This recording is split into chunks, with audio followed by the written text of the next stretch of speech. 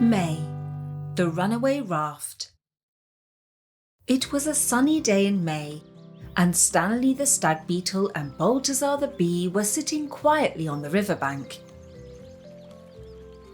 Stanley started to build a little raft from the twigs he found by the waterside. He tied the twigs together with long blades of grass and finished it with a sail made from a leaf. "Look, it's ready," he said as he proudly showed it to Balthazar. "Let's put it on the water. Let's see how it sails," the bee boy suggested. "Let's follow it," Balthazar enthused. They followed the raft on its way. They were keen to see how far it would go. Suddenly, the sky turned dark. The boys did not know what to do. "Oh dear, where are we?" asked Balthazar. "I don't know. We seem to have wandered away from our forest," Stanley stated. "Let's turn back before it starts to rain," the bee said with concern. "Okay, wait, I'll bring the raft," said Stanley, but the little boat had vanished from view. "Leave it. You can build another raft." They had only taken a few steps when the storm broke. "How will we get home now?" Balthazar panicked. "Grab my feet and I'll fly you both home," said a voice from above. The boys looked up and saw Christopher Canary. They took a firm hold of his feet.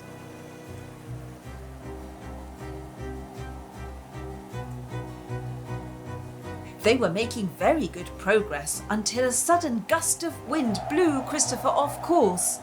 Stanley and Balthazar both fell, but thankfully landed on a soft mossy carpet. "Let's shelter in that hole," said Stanley, pointing to a tree.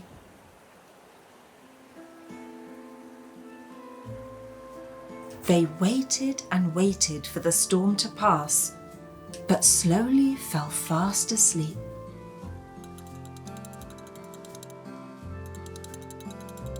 And there they slept until they were woken by Spider. "Wake up! What happened to you two? Are you all right?" the worried Spider asked. "Come on, the storm's over and the rain's nearly stopped. Climb onto my back and we'll go to my cave. Then I'll happily take you home." "Thank you," the tired boys said, and they hopped onto Spider's back. Meanwhile, the sun came out and a rainbow stretched across the sky. They soon arrived at the cave.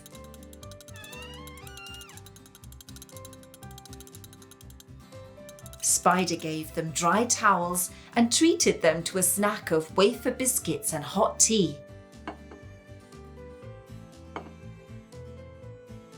Later, when they were fed and rested, they set off home again. Spider carried them both back, and they thanked him for his help.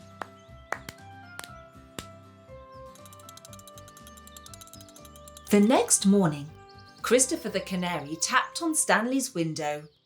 "Good morning! I just wanted to check that you are both okay," the bird tweeted. "We were very worried about you too. We're fine. It started out as a boring day, but then it got a little too adventurous," the stag beetle chuckled. Balthazar and Stanley went back to the riverbank the next day. "Should we make a raft?" Stanley laughed as he asked his pal. "Yes, but let's not follow it. If it floats away, it floats away," said Balthazar. Dr. Owl gets sick. The first snow had begun to fall. Berry and Dolly sat mesmerised as they watched the white snowflakes cover all they could see. The next day, the side of the hill was blanketed in a thick layer of snow. The ladybird girl fetched her sledge, and there was enough space on it for 3. Bubble at the front, Berry in the middle, and Dolly at the back. The whole forest is white, the spider cheered.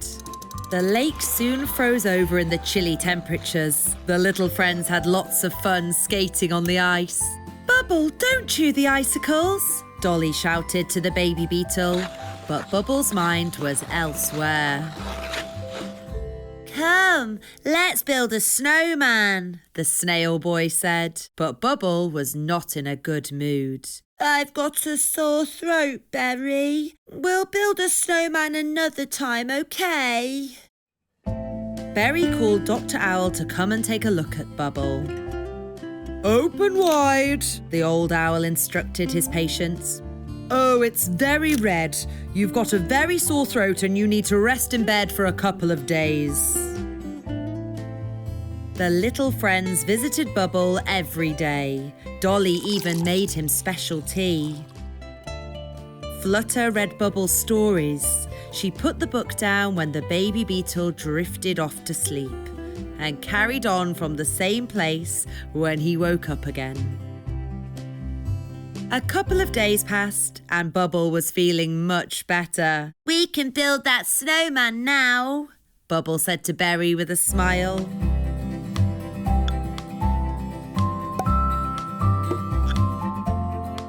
Berry and Dolly decided to invite their friends for lunch. The guests all arrived at noon. It's really delicious, Balthazar enthused. Why isn't Dr. Owl here? I don't know, Dolly replied. Perhaps he forgot. I know why Dr. Owl didn't come today. He's not well. He caught a chill. I met his chicks and they told me. That can't be right, Bubble blustered. Doctors never get sick. Why can't doctors get sick? A mechanic's car breaks down now and again. And a cobbler gets holes in his shoes, Flutter explained to Bubble. Let's pay him a visit and we can make him a present because it's very nearly Christmas, Berry suggested. The 4 boys sat together and made a candle holder for Dr. Owl. They glued pieces of wood together, painted winter pictures on them, and added candles on top. It looks lovely, Stanley said, sounding satisfied. The girls made a colourful wreath out of paper. Dr. Owl can hang it on his front door, Leapy smiled. The next day they went to see Dr. Owl. The old owl was weak and lying in bed, but he was delighted to see his visitors. Oh, they are beautiful, he said with a warm smile when he unwrapped his presents.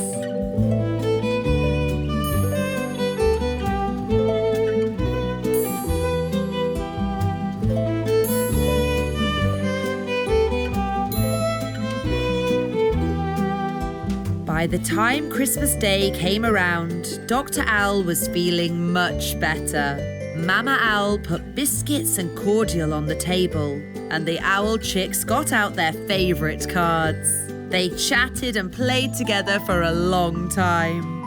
On their way home, they saw that Dr. Owl had placed the wreath on his front door, and the candles were burning brightly in his window.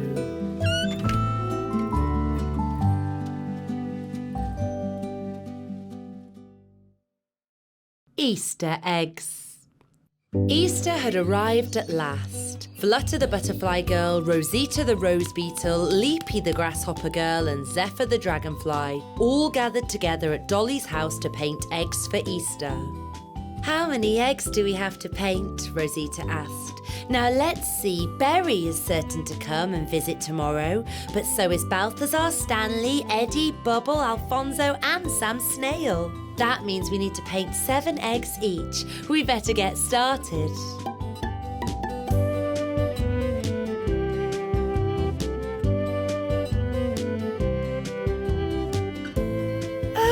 so pretty. I'm sure that the boys will love them, Flutter told the others. It's time to go home.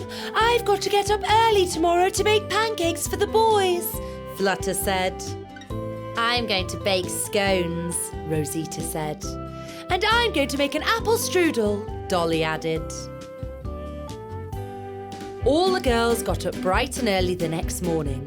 Flutter hurried into the kitchen, put on her apron and mixed up a big batch of pancake batter. Rosita popped her apron on and started to knead her scone dough. Dolly rolled her pastry out and Zephyr made a sponge roll. Leapy woke up feeling quite excited. Boys never get up early. I've still got plenty of time to bake an apple pie. And she put a big basket of apples on the table. Oh dear. The basket of apples tipped over and knocked her pretty painted Easter eggs onto the floor. They were all ruined. Oh, my eggs! Now what am I going to do? What will I give to my visitors? The little grasshopper girl sobbed as she ran to Dolly's house. Dolly, I've smashed all 7 of my eggs! Help me! I haven't got time, Leapy. I'm busy baking. But I've still got 2 unpainted eggs. If you paint them quickly, they'll be dry by the time the boys come. Rosita! All my eggs got smashed. Can you help? I'm too busy baking, but you can have these 3 white eggs. You've still got time to paint them if you hurry. Flutter! Help! I've got to paint my eggs all over again. The first lot got broken. All of them? I am sorry, but I can't help now. My pancakes will burn. You can have these 2 unpainted eggs I've got left over. Something terrible has happened, Zephyr. I've broken all the eggs I painted yesterday. Please help me, because I haven't got time to paint another 7 eggs. Leapy complained to her dragonfly friend. I know who can help you. Come with me. The 2 friends ran through the forest all the way to a cave. The spider stumbled sleepily from his home. Oh, can you help us, Spider? Zephyr asked. Leapy's eggs all got broken. And now she has to paint new ones and there's not much time left. The boys will be coming to visit her soon. If I have to, the spider grumbled. Thank you. You're very kind. Leapy got out all her paints and brushes and the 2 of them started to paint the eggs. The spider could paint 3 eggs at once. We're ready, Leapy said with a happy laugh. And then she thanked the spider for his help and she arranged the pretty eggs in a dish. There soon came a knock at Leapy's front door. She opened the door and was greeted by all 7 boys at once. Happy Easter, Leapy! They had all come to see Leapy, who offered them a dish, and they all chose a pretty Easter egg. I haven't got any cakes to offer you, I'm afraid, Leapy said in a whisper, and then she told them all about what had happened. Don't worry about that, the boys laughed. We ate strudel at Dolly's house, scones at Rosita's house, pancakes at Flutter's house, and sponge roll at Zephyr's house. Our tummies are full. The Carnival. Winter was nearly over, and the forest friends were sitting in Dolly's house. It's time we started getting ready for the carnival, Flutter the butterfly said. What are you going to dress up as? Berry asked. It's a secret, Flutter answered. You have to keep your costume a secret so that we can surprise each other at the carnival. You're right. Let's go home and get started. We've only got a few days left, Balthazar said. Berry quickly made up his mind. He decided to dress up as a mushroom. He used a white sheet for a cape and made a hat out of a red bowl. He painted white dots on the bowl. Dolly made a flower costume. She cut leaves out of green paper and sewed them on a green blanket. That was her dress, and she made petals out of purple paper. Balthazar the bee and Betty the bumblebee worked together. Balthazar dressed up as a devil and Betty dressed up as an angel. Bubble the baby beetle sat in his hammock and started to make his lion costume. The lights were on in every home in the forest on the night before the carnival. Everybody was working on their costume and busy preparing for the celebrations the following day. Then the big day arrived. The forest friends decided to have the carnival at Stanley's house. They all worked hard and decorated the stag beetle's home with coloured streamers and balloons. While this was going on, Rosita the rose beetle was busy making delicious cakes at her house. Dolly, Leapy and Eddie the potato beetle all lent a hand. Then the time came for them all to put their costumes on. Stanley dressed up as a dice and waited for his friends. The first to arrive were Berry and Dolly. He was dressed as a mushroom and she was dressed as a flower. Then Balthazar came as a little devil and Betty as an angel, with Flutter in a crab costume. Leapy looked just like a cactus. Bubble was dressed as a lion. Eddie was a chef and Rosita was a bunch of grapes. Her dress was covered in shiny balloons. The firefly was dressed as a pencil and the flea was an octopus. Sam came as a soldier and one of the little ants was dressed up as a pancake. Suddenly Zephyr the dragonfly burst in crying, "It's gone! My beautiful princess dress has disappeared! I washed it and I hung it out to dry, but the wind blew it away!" Zephyr sobbed, and the others tried to comfort her. "I don't need my soldier hat, I've got a sword," Sam Snail suggested. "No, that's for boys! I had a lovely princess dress, but the wind blew it away." "We'll make you a new costume," Leapy said. "A sun costume." Zephyr liked this idea very much. "This yellow curtain will make a great cape," Dolly shouted. "And these yellow pieces of paper can be the sun's rays," Stanley said, and took some of the streamers down. They cut, glued, sewed and stitched, and the beautiful sun costume was ready in no time. "I can lend you my little lantern.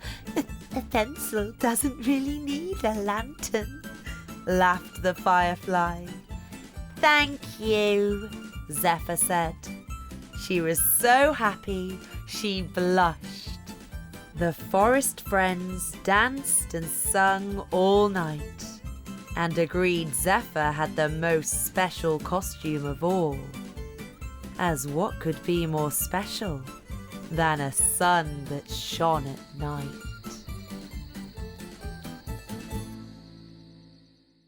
Santa. One snowy morning, Dolly the ladybird turned to Berry the snail and said, "Hey Berry, Santa's coming tonight." "Really?" Berry wondered. "That's right. He leaves presents in the boots of good children. Remember to put your boots in the window." That evening, Berry cleaned his boots and popped them in the window. He was so excited when he went to bed that he couldn't get to sleep. He stared out at the sky to see when Santa would appear with his reindeer sleigh. Dolly got up early the next morning. She ran straight to the window.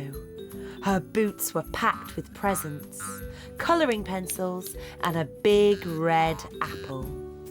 Berry ran straight to his window too. He was very excited.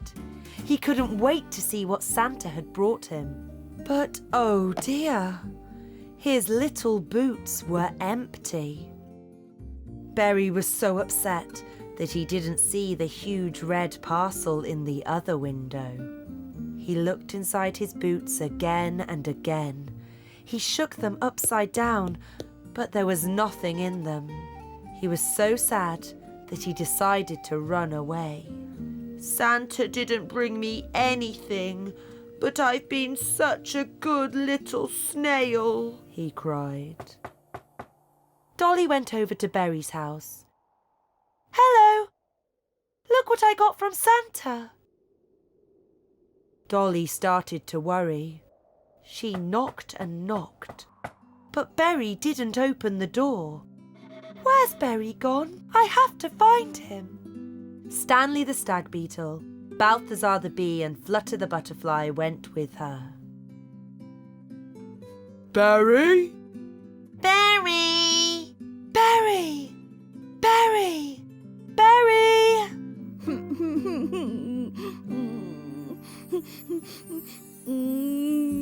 It was getting dark by the time the four friends found Berry. He was sitting on a tree stump and crying. Dolly ran to him. "What's wrong, Berry? What happened?" Santa didn't bring me anything, but I've been such a good little snail. "Don't be silly. I'm sure you got a present," Dolly reassured her friend. "Maybe it was so big Santa couldn't fit it in your boots and he put it somewhere else." "No, I didn't get anything. I don't think Santa's real at all." Just then, a sleigh appeared in the sky. It was being pulled by 2 reindeers. Ho, ho, ho! Santa waved at the children. I hope you all liked your presents. See you again next year. Berry was so surprised. "Let's all go to Berry's and look for his present." The little snail felt much better already. They saw the big red parcel the minute they walked into Berry's house. Look, your present's in the other window. "There it is. It's wonderful." Berry opened the present. It was a colourful wind chime. When Berry shook it, the little bells knocked into each other and made a pretty tinkling sound. "It's beautiful." Stanley fixed the wind chime by the door and they all said good night to Berry. Berry jumped happily into bed and fell fast asleep to the tinkling of the chime.